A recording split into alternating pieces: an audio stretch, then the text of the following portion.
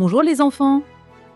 J'espère que vous êtes installés confortablement, prêts à écouter l'histoire incroyable de Monsieur Caneton et le costume de saumon.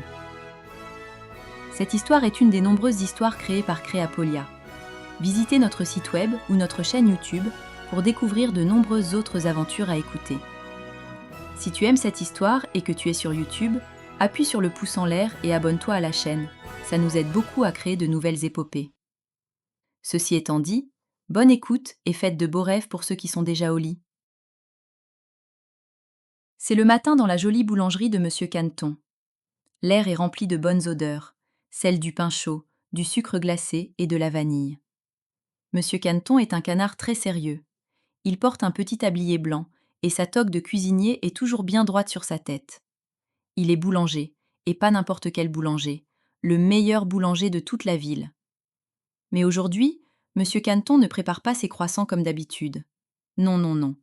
Aujourd'hui est le jour le plus important de sa vie. Demain, Monsieur Caneton se marie avec la Canette. Et pour ce grand jour, il a décidé de préparer lui-même le gâteau du mariage. Pas n'importe quel gâteau, le gâteau à la mourette, son chef-d'œuvre. Parce que pour Monsieur Caneton, ce gâteau, c'est bien plus qu'un dessert. C'est sa façon à lui de dire à tout le monde combien il aime la Canette. Chaque fraise posée avec soin, chaque couche de crème, chaque petit détail, c'est comme un mot d'amour. Et il veut que ce soit parfait. Pour le réussir, il y a un secret. Il choisit les fraises les plus rouges, les plus brillantes, et il leur fait plein de petits bisous. « Voilà !» s'exclame-t-il. « Plus qu'à laisser la crème poser. » Il regarde la grosse horloge de la boulangerie et lève une patte très sérieuse. Attention, la crème doit reposer jusqu'au coucher du soleil. Pas une minute de plus, pas une minute de moins. Sinon, elle retombe comme une crêpe toute molle. Et ça serait une catastrophe. Pas de gâteau, pas de déclaration d'amour. Monsieur Caneton ne peut même pas y penser. Il ferme bien la porte de la boulangerie, vérifie 2 fois le loquet et pose un petit mot sur le gâteau. Ne pas toucher. Signé, le chef. Soudain, on entend la cloche de la porte s'agiter dans tous les sens. La porte s'ouvre brusquement. C'est Dédé l'aigle, son meilleur copain, qui entre en faisant des moulinets avec ses ailes.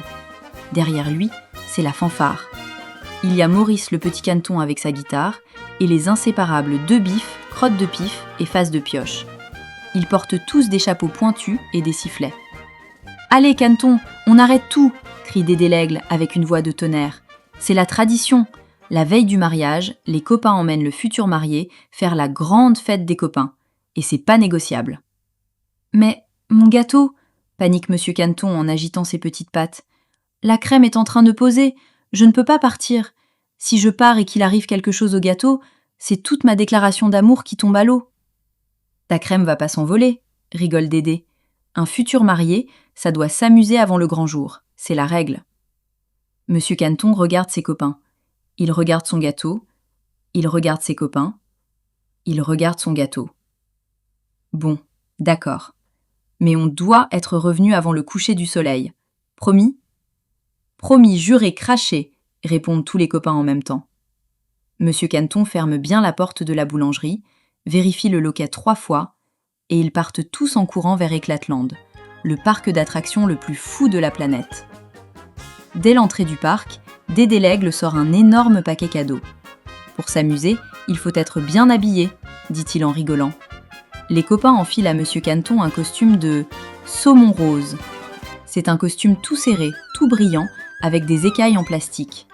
À chaque fois que Monsieur Caneton fait un pas, le costume fait un bruit de frottement vraiment rigolo.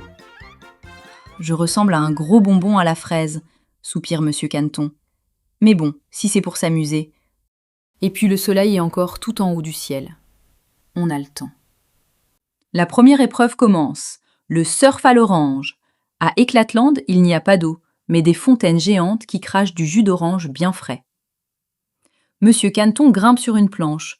Les vagues de jus d'orange sont hautes comme des maisons. « C'est délicieux !» s'écrie Maurice en jouant de la guitare sur l'eau. Monsieur Caneton essaie de rester debout, mais son costume de poisson glisse. Il tombe la tête la première dans le jus d'orange. Il ressort tout collant en faisant des bulles avec son bec. Monsieur Caneton lève les yeux vers le ciel. Le soleil est encore bien haut. Ça va, on a le temps, se dit-il. Mais soudain, un danger arrive du ciel. Des goélands farceurs repèrent Monsieur Caneton avec leurs yeux ronds comme des billes. « Regardez, un énorme poisson rose !» crient les goélands. « C'est l'heure du goûter !» Ils plongent vers le pauvre canard. Ils essaient de lui attraper les fesses avec leur bec. « Aïe! Ouille! Arrêtez !» hurle Monsieur Caneton en courant sur ses petites pattes palmées. « Je ne suis pas un sushi, je suis un boulanger !» Monsieur Caneton court, court, court. Il tourne à gauche, il tourne à droite, il se faufile entre les manèges. Les goélands le poursuivent en criant de gourmandise. Crotte de Pif et Deux Bifs lancent des pop-corns en l'air pour distraire les goélands, pendant que Monsieur Caneton se cache derrière un gros rocher en chocolat. Quand il reprend son souffle, Monsieur Caneton regarde le ciel. Le soleil a bien descendu. Il est déjà à la moitié. Les copains, il faut bientôt rentrer. Mon gâteau. Mais Dédé l'aigle secoue ses grandes ailes. Attends, attends, attends, un dernier truc, le grand défi des gourmands. Si tu le réussis, tu gagnes la médaille d'or. Monsieur Caneton hésite. Il regarde le soleil. Il regarde Dédé. Il regarde le soleil. Bon, mais vite alors! Pour gagner la médaille d'or, Monsieur Caneton doit réussir 3 épreuves. La première épreuve consiste à boire 4 verres de jus d'orange à la paille. 1, 2, 3 et 4. La deuxième épreuve demande de croquer 10 bonbons bleus explosifs. Ça pétille très fort dans les oreilles. Et enfin, il faut avaler 3 hot dogs spéciaux au ver de terre en sucre. Monsieur Caneton mange tout très vite. Son ventre gonfle, gonfle et gonfle encore. Il devient tout rond et tout dur comme un gros ballon de plage. « Oh là là, les copains, je crois que j'ai trop mangé », murmure-t-il. Un énorme rot de canard fait trembler les feuilles des arbres. Monsieur Caneton a la tête qui tourne. Il voit des étoiles roses partout. Il finit par s'écrouler sur un énorme tas de barbe à papa. C'est doux, c'est chaud et ça sent la fraise. Il s'endort aussitôt en ronflant bruyamment. Quand Monsieur Caneton ouvre les yeux, le ciel est orange et mauve. « Mon gâteau !» hurle-t-il en se redressant d'un coup. « Le soleil, il se couche! La crème va retomber !» Il attrape Dédé par les plumes. « Tu avais promis, on devait rentrer avant le coucher du soleil !» Dédé l'aigle ouvre ses grandes ailes. « Monte sur mon dos, vite !» Tous les copains grimpent sur Dédé. Maurice s'accroche à sa guitare, Crotte de Pif tient les pattes de Face de Pioche, et Monsieur Caneton est tout devant, son costume de saumon claquant dans le vent. « Plus vite, Dédé, plus vite !» Dédé fonce comme une fusée au-dessus de la ville. Le vent siffle dans les oreilles de tout le monde. Ils atterrissent devant la boulangerie dans un grand nuage de poussière. Monsieur Caneton saute à terre, ouvre la porte en tremblant et... un goéland est dans la boulangerie. Un des farceurs du parc les a suivis. Il est perché sur le comptoir, juste à côté du gâteau, la tête penchée et l'œil gourmand. « Oh non, oh non, non, non !» chuchote Monsieur Caneton.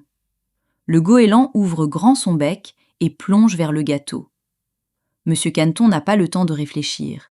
Il attrape son sac de farine, celui qu'il utilise tous les matins, et pouf! Il lance un grand nuage de farine blanche en plein sur le goéland. L'oiseau, tout blanc et tout surpris, éternue 3 fois et s'envole par la fenêtre en battant des ailes comme un fantôme.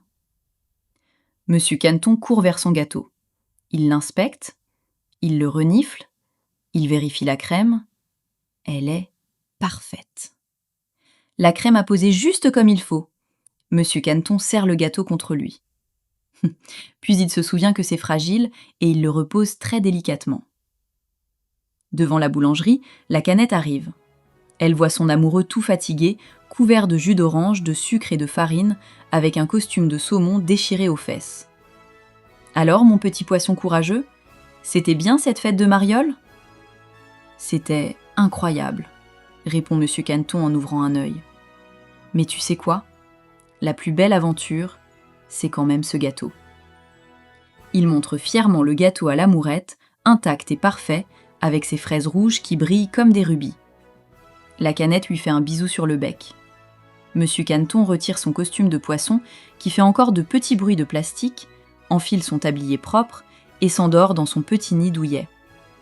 Il rêve de vagues de jus d'orange, de goélands couverts de farine et de copains qui rient très fort. Et quelque part dans la nuit, le gâteau à l'amourette attend sagement le plus beau mariage du monde. Cric-crac, l'histoire est dans le sac. Voilà les enfants, l'histoire de Monsieur Caneton est terminée. J'espère qu'elle vous a plu. Cette histoire a été créée par un papa pour ses enfants qui, comme toi, adorent les aventures. Rejoins-nous sur Créapolia, le site web ou la chaîne YouTube pour continuer à faire travailler ton imaginaire. À bientôt!